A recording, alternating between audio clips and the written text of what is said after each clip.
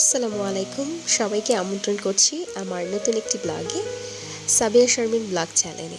আমি সাবিয়া শারমিন ঢাকা থেকে বলছি। কাছে দূরে যে যেখান থেকে আমার আজকের ব্লগটি দেখছেন, আশা করি সকলে ভালো আছেন। আলহামদুলিল্লাহ, আমি আমার পরিবার খুব ভালো আছি। যদিও ঈদ পার হয়ে গেছে, অনেক দিন হয়ে গেল, তারপরও সবাইকে ঈদ মোবারক জানাচ্ছি, কেননা এটা আমার ঈদ ব্লগ।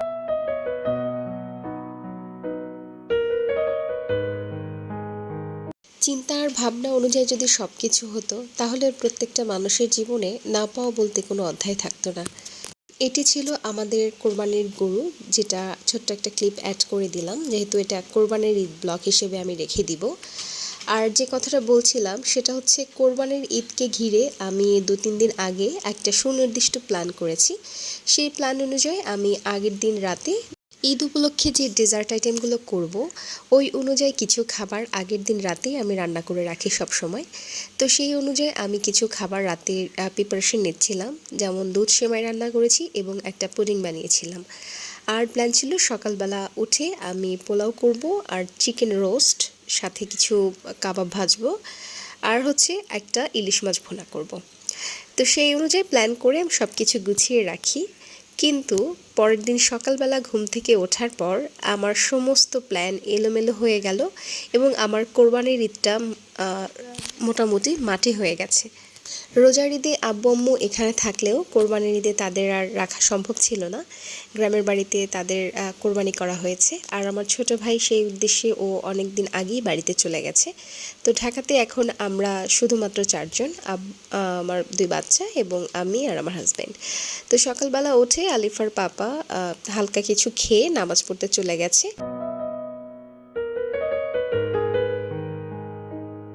আর আমাদের কোরবানি যেহেতু আলিফার পাপার অফিস কলিগদের সাথে দিচ্ছে, তাই গরুটা তাদের ওইখানে রাখা, সেটা ছিল শনি একরাতে।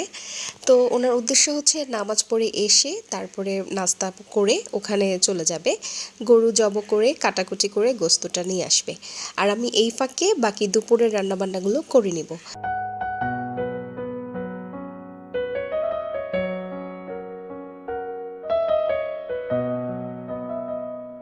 আপনারা ভিডিওতে যে কাজগুলো আমাকে করতে দেখছেন, এগুলো সবটাই ছিল ঈদের পরের দিনের। কারণ ঈদের দিনটা ছিল আমার জন্য খুব কষ্টদায়ক। আলিফার পাপা যখন বের হয়ে যায় গরু জব দেওয়ার উদ্দেশ্যে, এর পরেই কিছুক্ষণ পরেই আমার প্রচণ্ড পরিমাণ মাথা ব্যথা শুরু হয়ে যায়। আর তার সাথে এখন পর্যন্ত আমি অসুস্থ, আমার কথা শুনে নিশ্চয়ই বোঝা যাচ্ছে। এখন পর্যন্ত পুরোপুরি সুস্থ হতে পারিনি। প্রচণ্ড পরিমাণ বলতে এত অসহ্যনীয় যন্ত্রণা ছিল মাথায়, আমি কয়েকবার বমি করেছি। মাথা ব্যথার তীব্রতা এতটাই বেশি ছিল, বারবার মনে হচ্ছিল আমার মাথা ফেটে যাচ্ছে। আর তার উপরে 2টা বাচ্চা, ওদেরকে প্ল্যান করেছিলাম সকালবেলা গোসল করিয়ে ওদের নতুন ড্রেস পরিয়ে দিব। আসলে মা অসুস্থ থাকলে যেটা হয় আর কি, ওদেরকেও গোসল করানো হয় নাই, রেডি করানো হয় নাই, যার জন্য ঈদের দিনের কোনো ক্লিপ আমার কাছে নেই। আর এটা পরের দিন আমাদের মাংস রান্না করেছি, আর কলিজা ভুনা করেছি, মগজ ভুনা করেছি, আর সেটাই রান্না করে পরের দিন আমরা খাচ্ছিলাম, ওইটার একটা ভিডিও ক্লিপ ছিল এটা। আর ঈদের দিনের গরুর কাটা বা গরুর মাংস বন্টন করার ওগুলোর কোনো ভিডিওই আমি করতে পারিনি। আলিফার পাপা বিকেলবেলা এসে যা যা করার করেছে, আমি রাতের দিকে আর কি একটু মোটামুটি সুস্থ বোধ করেছিলাম। এরপরে ঘুমিয়ে পড়ার পরের দিন সকালে একটু ভালো লাগছিল আর কি, তারপরেই এই টুকটাক ভিডিওগুলো করতে পেরেছি।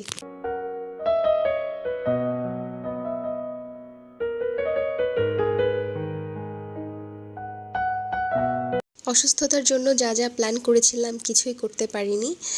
তারপরেও পরের দিন যতটুকু পেরেছি চেষ্টা করেছি ঈদের আমেজটা যেন আমাদের মধ্যে বিরাজ করে, এই জন্য একটু ঘরটাকে গুছিয়ে নিয়েছিলাম।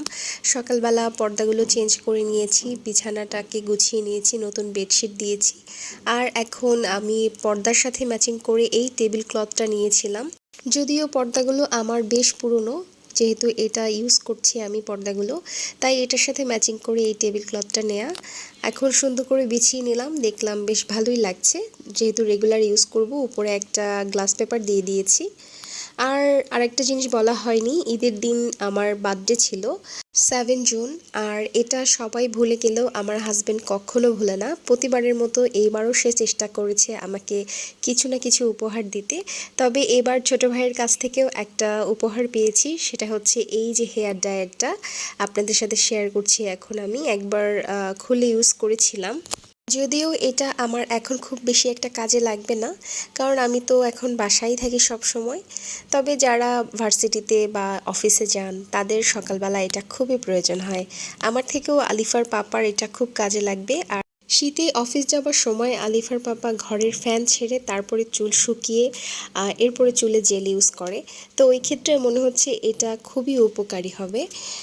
এই যে এই বাটনটা দিয়ে এটাকে অন করে বিভিন্ন মোডে সুইচ করা যাবে। আর এর সাথে একটা ইউজের জন্য বই দিয়েছে, আর এক্সট্রা একটা হেড দেওয়া হয়েছে। এটা দিয়ে বাতাসটাকে একটু চ্যাপ্টাভাবে বের হওয়ার জন্য হেল্প করবে, আর সার্কেলিংভাবেও বের হবে। চাইলে এটাকে হট এয়ারেও পরিবর্তন করা যাবে। আর এই যে স্পেশাল গিফটটা আমাকে আলিফার পাপা গিফট করেছে, এটা একটা ব্রেসলেট। গত বছর বার্থডেতেও আমাকে একটা ব্রেসলেট গিফট করেছিল। কেউ আবার ভাববেন না যে দুইটা ব্রেসলেট দিয়ে আমি কি করব। আসলে ওই ব্রেসলেটটাতে একটু প্রবলেম হয়েছিল, যার জন্য ওটা ইউজ করতে পারছি না, যার কারণে আলিফার পাপা এই নতুন ব্রেসলেটটি এনে দিয়েছে। কেমন হয়েছে সবাই কিন্তু জানাতে ভুলবেন না। আর ওই দিন বিকেলবেলায় একটু বের হয়েছিলাম বাচ্চাদেরকে নিয়ে। ঈদের দিনে ওরা কোনো প্রকার আনন্দ করতে পারেনি, পাপা ব্যস্ত ছিল আর মাম্মি অসুস্থ ছিল, যার জন্য আজকে ওদের পছন্দের রেস্টুরেন্টে নিয়ে ওদের ফেভারিট পিৎজাটা খাওয়াচ্ছি। আর এরই মধ্যে দিয়ে আমার আজকের ব্লগটি শেষ করব। সকলে ভালো থাকবেন, আবার পরবর্তী ব্লগে দেখা হবে। আসসালামু আলাইকুম, আল্লাহ হাফেজ।